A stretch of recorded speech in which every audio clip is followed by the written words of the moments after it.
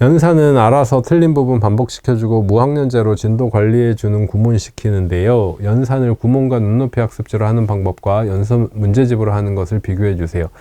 만약에 구몬 같은 학습지로 하신다고 하면 아이가 잘 적응해서 잘 하면 그냥 쭉 나가시면 되죠. 네, 쭉 나가시면 되고, 연산 학습지로 하는 거라고 하면 호흡을 조절할 수 있는 장점이 있겠죠. 네, 그리고 원리셈으로서의 연산학습지는 구몬이나 눈높이하고는 완전히 다르다고 생각해요. 그래서 학습지 위주로 하셨던 어머님들 중에 원리셈을 해보시고, 정말 숫자만 반복하는 것 위주보다는 아이들이 어떻게 왜 그렇게 되는지 알고 정말 그 스텝 바이 스텝으로 하나씩 아이가 시납으로 알 수 있게 이렇게 공부하는 것도 좋구나, 그러면 원리와 과정에 대한 학습도 되게 되어 있구나, 이런 문제집이니까 원리셈과 학습지는 차이가 상당히 있고요.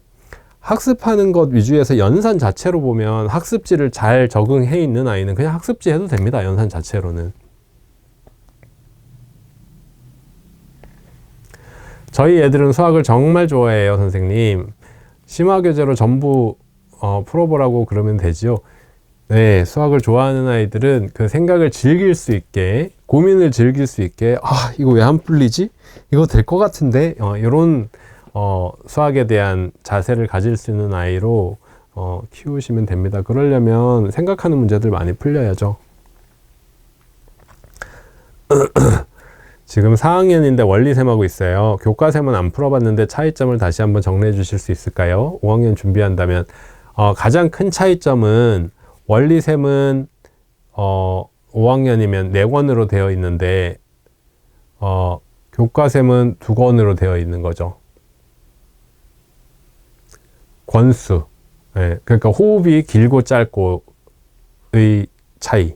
그리고 원리셈은 사칙 연산 위주로만 나와 있고, 물론 이제 6학년의 비화 비율이라든가 5학년의 약수와 배수 같은 경우는 그 핵심적인 연산의 개념이기 때문에 하지만, 교과셈은 도형도 나와 있고 연습해야 되는 공식에 대한 부분이라든가 단순 연습해야 되는 것들을 하죠. 그래서 교과셈 하시면 기본이나 기본 응용은 절대 하지 마시고, 교과셈 하시고 바로 디딤돌로 치면 응용으로 가시라고 말씀드리는 거예요. 왜?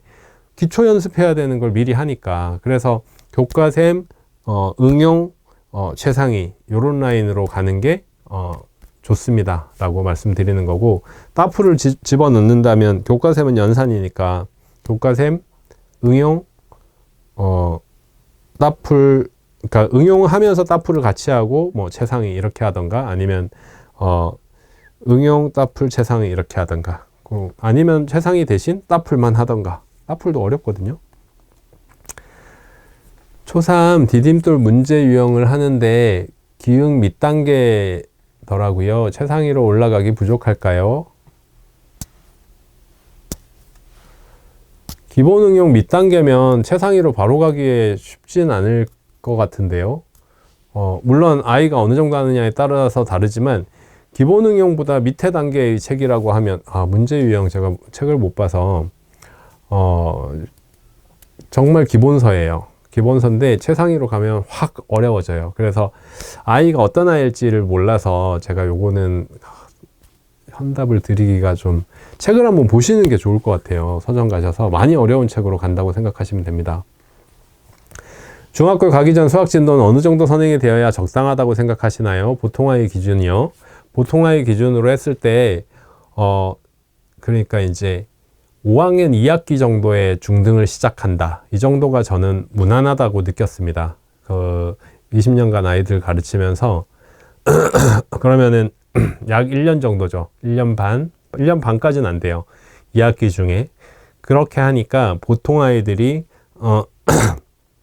충분히 잘할 수 있었고, 사실은 아주 잘하는 아이들도 제가 그 시기에 맞춰가지고 교육을 한 적이 있어요. 그렇게 했는데도 아주 잘하는 아이들도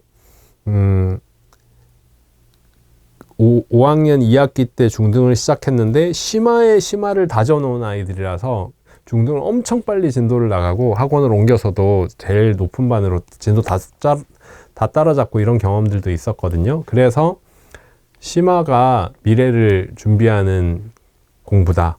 심화가 5학년 심화를 한다고 해서 5학년 거 잘하는 공부가 아니라 5학년 심화를 하는 건 중등을 잘하는 공부다. 이렇게 설명해 드리고 싶어요. 교과서로 개념을 잡고 심화 위주의 수학을 하고 있는데 괜찮을까요? 그것도 괜찮죠. 네, 괜찮아요.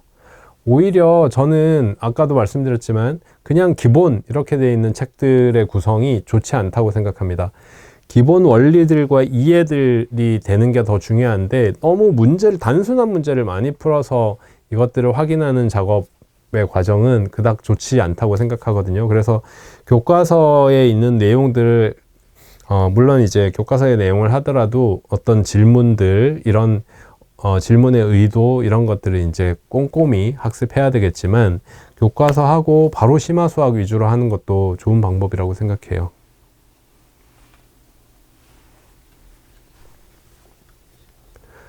지금부터 3개의 질문 답변해보고 마치도록 하겠습니다. 제가 지금 여기 모니터가 좀 이상해서 글씨들이 잘 안 보여서. 연산을 여러 가지 방법으로 다 익히게 하는 게 맞나요? 아니면 본인이 편한 방법으로 하면 되나요? 연산 자체는 본인이 편한 방법으로 하면 돼요. 근데 여러 가지 방법으로 익힌다라는 건 분명한 장점이 있어요. 그거를 예를 들어 드리면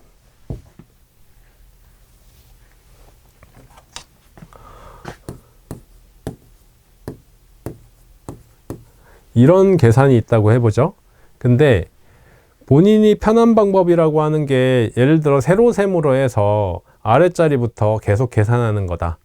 이렇게 생각하는 거라고, 연산은 그런 거다라고 생각하는 건 저는 수학의 정말 작은 부분밖에 모르는 거라고 생각합니다. 여러 가지 계산 방법을 배우는 건 수에 대한 이해를 넓히는 거고, 이런 계산 어떻게 하세요? 저는 이런 계산은 어떻게 하냐면 98을 뺄 거야. 그럼 100 빼놓고 2 더하면 되네. 69 이렇게 암산하거든요.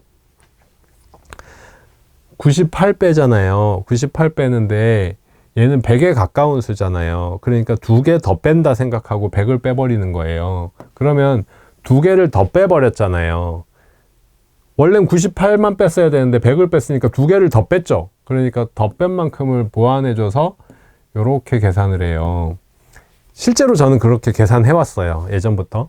167 빼기 98이다. 100 빼놓고 2 더해 69. 근데 이거를 세로셈으로 하거나 고지곧대로 모든 계산은 이렇게 167 빼기 98은 7 빼기 8은 50, 17 빼기 8은 9, 15 빼기 이렇게 한다고 생각해 보세요. 얼마나 큰 차이입니까? 네. 여러 가지 계산 방법을 배우는 것은 모두 적용해서 때마다 다르게 케이스마다 다 다르게 하라는 것은 아니지만 그 개념을 이해해서 수의 성질이 이거 100에 가까워 100 빼놓고 2를 더하는 방식이면 충분히 암산도 가능하겠다. 이런 식의 이제 수에 대한 이해를 넓혀주는 학습 방법이에요. 평소에 계산은 자기 편한 방법으로 하면 됩니다. 원리셈도 마찬가지예요.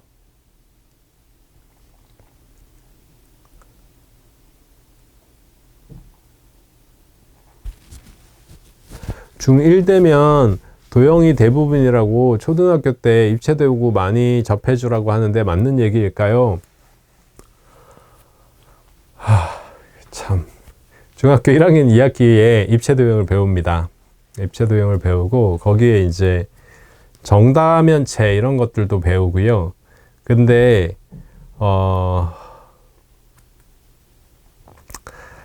결론부터 말씀드리면 저는 그렇게 생각하지 않습니다.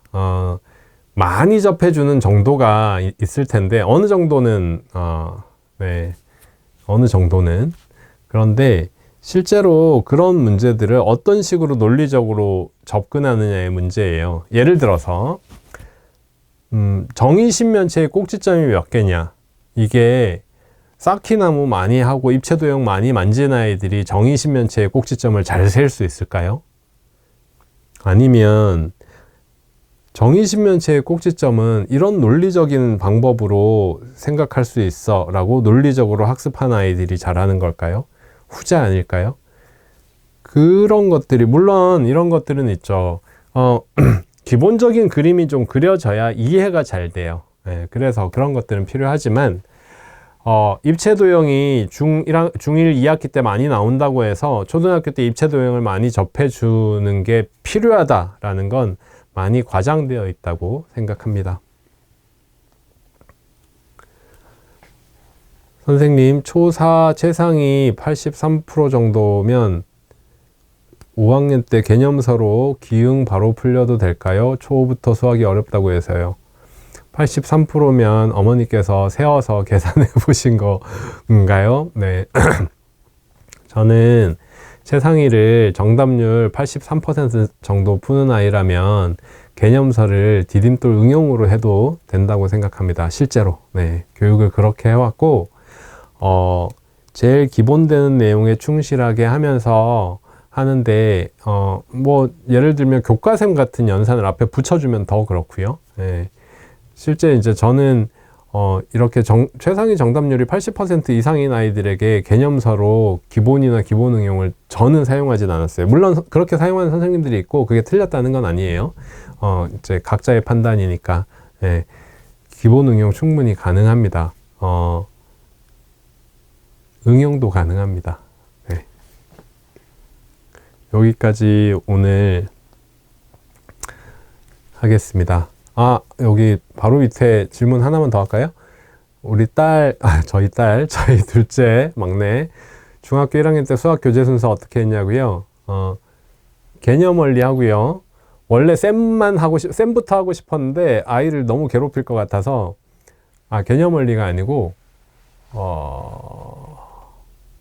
개념 유형했네요. 개념 플러스 유형하고요. 개념서로 개념 플러스 유형하고 그 다음에 센하고 그 다음에 일품까지 했습니다. 저희 딸은 수학을 아주 잘하는 아이는 아니라고 아빠가 판단하기 때문에 A급은 뭐 택도 없고요. A급 애한테 이렇게 하자고 했다고는 욕만 먹을 것 같아서 일품까지는 그래도 하더라고요. 예, 그렇게 했고 그럼에도 불구하고 이제 그 이후는 학원 다녔는데 지금 중학교 2학년이에요. 그럼에도 불구하고 중학교 2학년 이번에 중간고사라는 시험을 처음 봤는데 시험 준비하면서 노트에 써놓은 걸 제가 우연히 어제 봤어요. 이렇게 써놨더라고요. 수학은 실수만 안 하면 돼. 이렇게 그래서 그 글을 보고 제가 너무 기분이 좋았습니다. 다 알겠다는 뜻이네. 기특하다 이 녀석. 뭐 이렇게 혼자 그랬었습니다. 그래서 A급까지 한다 이런 거는 정말 그 목표가 높고 아주 잘하는 아이들이라고 생각하시면 돼요. 옛날보다 최상위나 A급 수학이나 이런 걸 하는 아이들이 많아졌어요. 교육에 대한 정보가 넘치기 때문에 많아졌습니다. 원래는 한 10여 년 전까지만 해도 최상위를 이 정도까지 많이 하지도 않았어요, 사실은. 네, 그렇게 생각하시고, 그렇다면 그 정도 수준에서 앞으로는 많은 아이들이 따프를 다 하는 그런 그 수학 로드맵이 돌기를 원합니다. 오늘 방송은 여기까지 하겠습니다. 수고하셨습니다.